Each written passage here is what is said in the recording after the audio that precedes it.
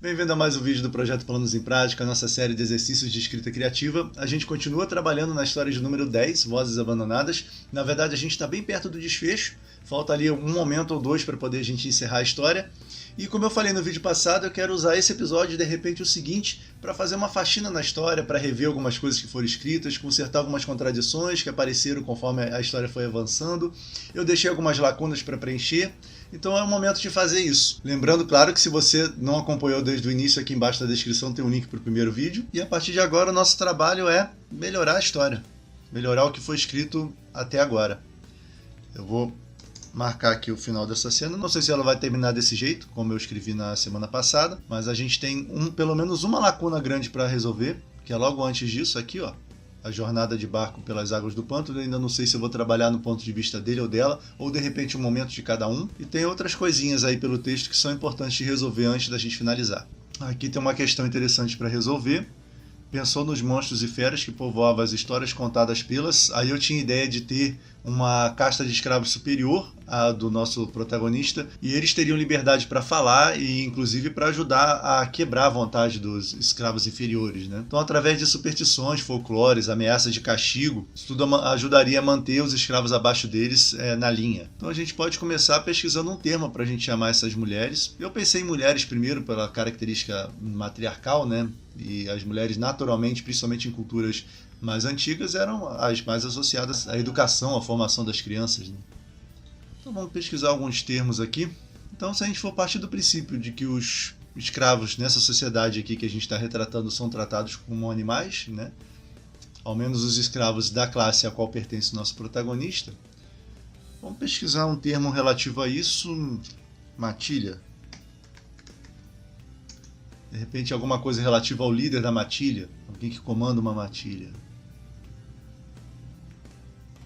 Semelhantes.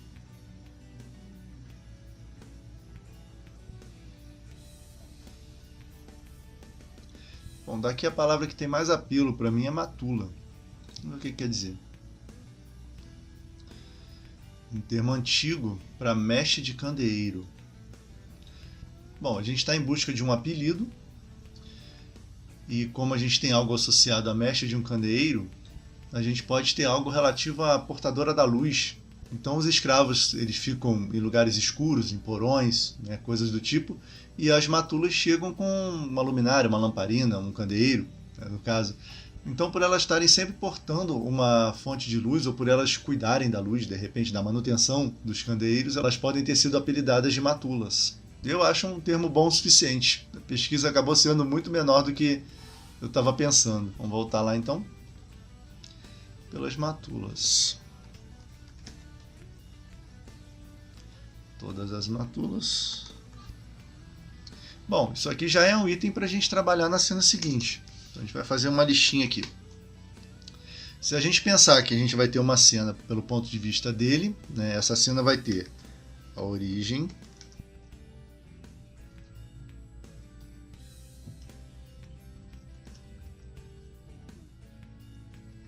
pronto.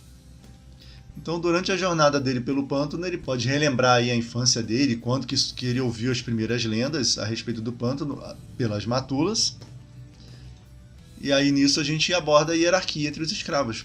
Elas eram um pouco mais valorizadas porque elas cuidavam da educação dos inferiores.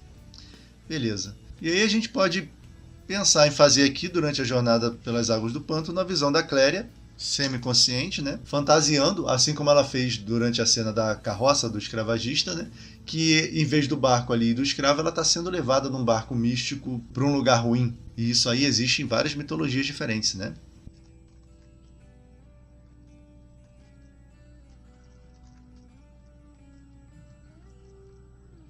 E aí, no caso, ela teria certeza de que a morte dela já aconteceu. E ela está em espírito ali no barco. Vamos ver, isso pode ser interessante. Então, resolvida essa parte, já que a gente está pensando um pouquinho na Cléria, eu quero voltar lá na cena de apresentação dela, onde ela vê uma obra de arte no teto da câmara dela, e ali tem a deusa que o povo de Tântalo venera, e eu tenho que fazer alguma observação ali de que não é a deusa dela.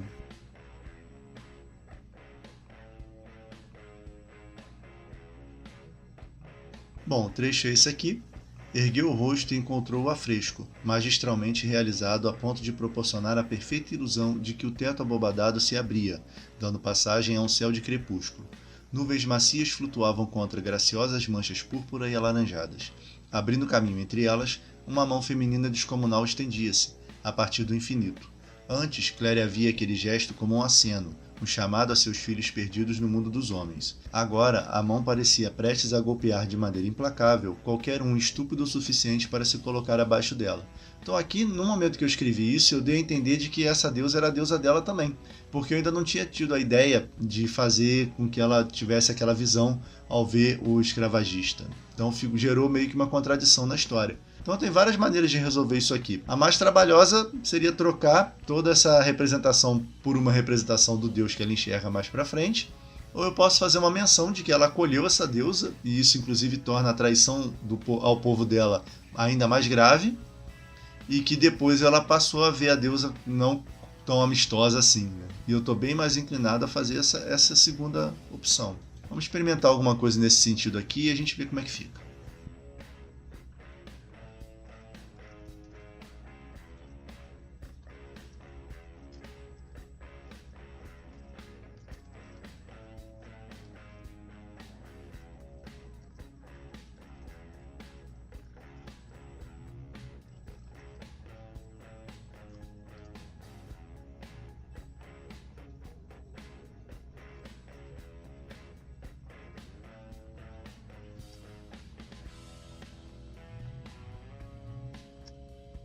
Acho que ficou bom, mudei pouca coisa. Ficou assim. Quando foi acolhido em Tântalo, deixa eu botar um maiúsculo aqui antes que eu esqueça. Cléria passou a venerar a deusa como os demais. Frequentava os templos e, inspirada por uma passagem contada por um sacerdote, encomendou aquele afresco. Pouco tempo atrás, vi aquele gesto. Aí tem muitos aquele, né? Encomendou o afresco. Pouco tempo atrás vi aquele gesto como um aceno, um chamado a seus filhos perdidos no mundo dos homens. E essa frase já estava escrita, só que eu dei uma reformulada nela. Agora aquela mão parecia implacável, prestes a golpear violentamente quem fosse estúpido o suficiente para se colocar abaixo dela. Então aqui eu encerro esse raciocínio, mas eu vou voltar a isso quando ela relembra da revolta do pai dela, da família dela, quando ela foi a Tântalo, porque ali eu posso enfatizar que a traição dela foi ainda mais grave, porque tem a ver com a religiosidade também. Né? E eu posso acrescentar alguma coisa lá, quando ela vê o deus da carruagem, que ela pode ali pedir perdão também por ter venerado uma deusa que não era do povo dela, e talvez isso justificasse ela estar indo de barco para esse lugar ruim. Isso tudo, é claro, uma construção interna da personagem. Essa história dela está correndo em paralelo com a realidade, que é onde está o nosso escravo. Vamos lá. Na verdade, a lembrança dela da família está antes, né? Logo antes disso. Então fica até legal como preparação. Então aqui tem: você mentiu e traiu sua terra e seus deuses em troca daquela casa, aquela vida. E aqui, enquanto tudo for sombra, você também morrerá. Eu posso acrescentar algo relativo ao Deus, para ir amarrando as pontas. Como é que eu chamo ele lá na frente?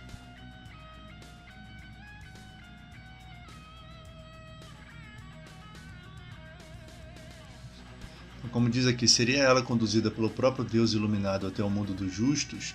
Eu posso usar algo parecido aqui. Quando tudo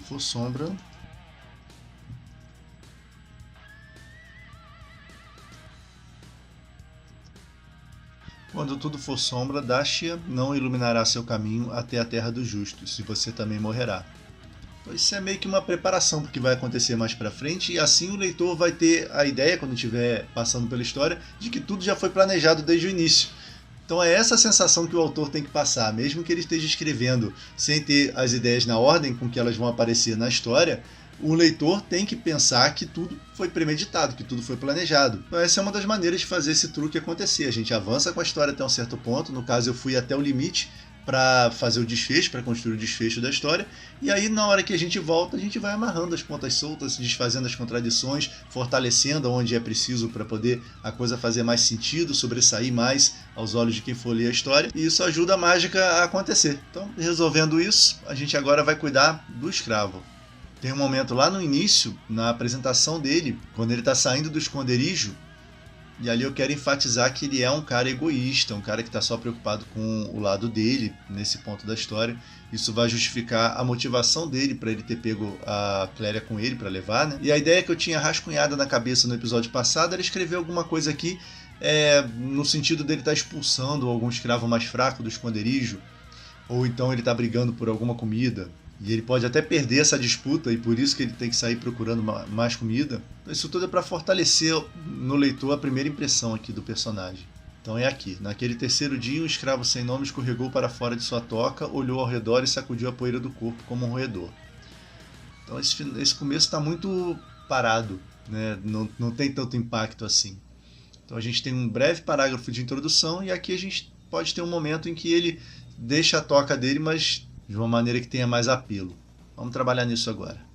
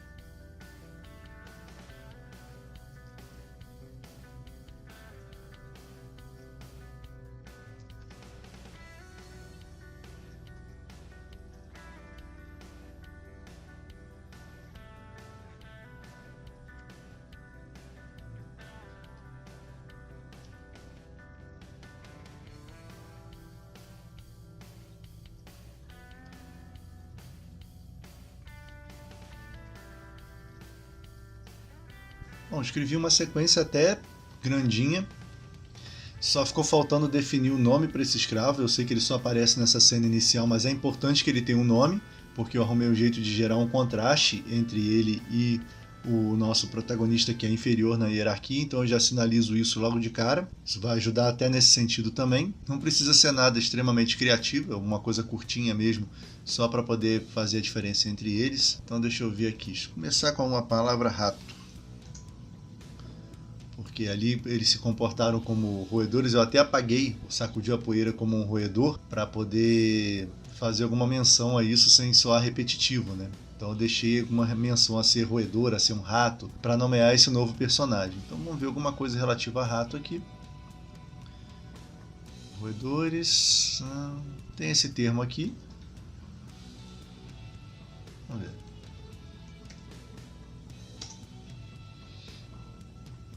Que é uma família de mamíferos pertencente à ordem dos roedores. Ótimo. Então se a gente tirar o A, não, vamos tirar o E também. Murid. Vamos ver se tem alguma coisa com esse nome. No sufismo quer dizer um novato comprometido com a iluminação espiritual. Vamos ver como é então.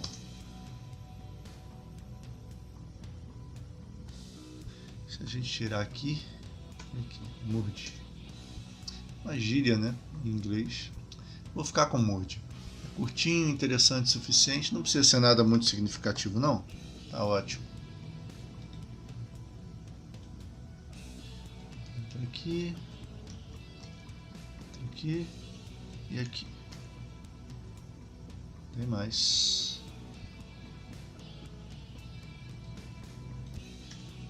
Beleza. Então vamos lá, vou ler esse pedacinho então. Naquele terceiro dia, um escravo sem nome escorregou para fora de sua toca agarrado ao outro, chamado Murd. Ambos arregalavam os olhos e cerravam os dentes com força, cada qual querendo demonstrar ao oponente que não iria ceder. O objeto da disputa já se esfacelava entre 4 mãos imundas, um pedaço de pão endurecido. Enquanto lutava, Murd rosnava todo tipo de impropério. Dizia que era superior, pois possuía nome e voz, e tinha o direito de ficar com o pão e o esconderijo, que o outro era menos do que um cão e deveria morrer. Enquanto isso, o escravo maior procurava transferir para os músculos dos braços a vontade crescente de gritar também. Então aqui, lógico que eu quero mostrar o nosso protagonista como alguém egoísta, mas também eu não quero vilanizar o personagem, então eu preciso que o leitor esteja com ele até o final. Então eu estou colocando alguém um pouquinho mais arrogante, alguém pior do que ele para poder gerar uma comparação e o saldo ser positivo para o lado do escravo sem nome. Em meio àquela fúria, o pão se desfez por completo, suas migalhas misturando-se à terra suja que os dois pisoteavam. A luta terminou. Eles se afastaram. Murd abriu os lábios para uma nova sequência de provocações, mas não teve tempo de proferir uma sílaba sequer. Movido pela raiva ao perder sua última porção de alimento, o escravo sem nome deu um passo à frente e golpeou com força o rosto do adversário. Murd tonteou, segurando o queixo, antes de virar o corpo e tropeçar para longe dali. O vencedor olhou ao redor, aliviado pelo tumulto aparentemente não ter atraído a atenção de ninguém. Sacudindo a poeira do corpo, concluiu que era hora de ir atrás de comida. Temia que, em sua ausência, Murd retornasse, ou que o outro tentasse tomar o esconderijo que considerava muito bom, mas não poderia ficar ali esperando para morrer de sede e fome. Justificou até um pouco mais a partida dele desse local inicial, onde ele começa a história. Então acho que isso aqui gerou uma apresentação mais condizente com o personagem e ajudou até a esclarecer certas coisas que eu deveria inserir em algum lugar mais adiante. Bom, várias coisas feitas na história. Antes de encerrar o episódio, eu vou só despejar algumas ideias ali naquelas 2 cenas que eu ainda preciso escrever, para depois organizar. Então aqui eu preciso trabalhar a hierarquia entre os escravos e a função das matulas, né? Vou colocar alguma coisa aqui.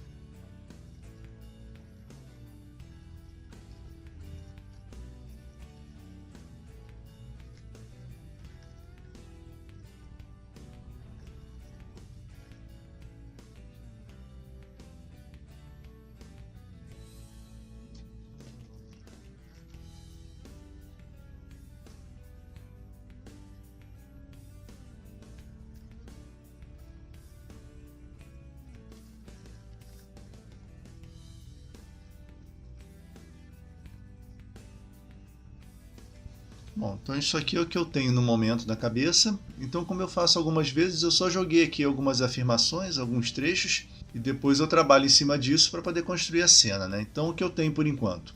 Uma noite com 11 anos, o escravo teve um pesadelo e fugiu. Fugiu da casa do Vetusto onde ele ficou, né? Amanheceu ali, no pântano, no caso, essa cena toda vai ser construída enquanto eles estão passando pelas águas do pântano, chorando de saudade de sua voz. Mesmo anos após seu ritual, ele não se conformava. Então isso aqui é interessante para diferenciar esse personagem dos demais. Então a gente pode colocar um passado nele em que ele se recusava a abandonar a sua voz e ele sofreu muito por isso, ele pode ter cicatrizes. Então isso é uma coisa que a gente vai trabalhar aqui. Aos 5 anos as crianças eram separadas de suas mães e deixavam de ser consideradas humanas. Cada casa possuía uma ou mais mulheres responsáveis por elas, as crianças. Eram chamadas de matulas, porque sempre andavam com seus candeeiros vigiando os cômodos e porões escuros onde os escravos eram armazenados. Isso aqui me ocorreu na hora que eu vi o nome, matulas, então já registrei aqui para não esquecer. Eram elas as responsáveis pela passagem, a passagem no momento que eles perdem a voz. Estou chamando de passagem, mas pode ser ritual, a gente vai ver outro nome adiante. Mantinham os meninos afastados do pântano e em silêncio até que abandonassem suas vozes de uma vez por todas. Então eu estou aqui insinuando como tudo acontece e assim a gente consegue definir a relação dele com o pântano, principalmente agora nesse retorno. Agora, quanto à cena da Clary, eu ainda não sei o que eu pretendo desenvolver aqui exatamente. Então meio que eu vou mexer nela depois que eu desenvolver essa aqui por completo. Como eu fiz na apresentação dos dois, de repente essa cena pode ser um espelho dessa aqui, com uma estrutura parecida ou com uma linha de pensamento de cada um assim meio que coincidam, né? Então hoje a gente conseguiu resolver bastante coisa, muitas questões estavam pendentes ali desde o início da história, a coisa meio que se ajustou muito bem, pelo menos eu considero assim. E a próxima tarefa agora é trabalhar nessas duas cenas, que vão ser cenas importantes, elas vão ter um peso na história, elas têm que apresentar um ponto baixo, um momento de dificuldade para ambos os personagens e ao mesmo tempo estabelecer várias informações. Ali é que a gente vai fazer a sintonia fina de tudo que a gente apresentou na história e pelo visto essas duas cenas vão ajudar bastante na elaboração do momento que vai anteceder o final. Mas isso vai ficar para o episódio que vem e enquanto isso, se você ainda não viu, aqui do lado tem a playlist com todos os episódios, todas as histórias escritas até agora e aqui embaixo na descrição tem um link para o nosso site e para nossas redes sociais. Era isso para o vídeo de hoje, abraços e até a próxima!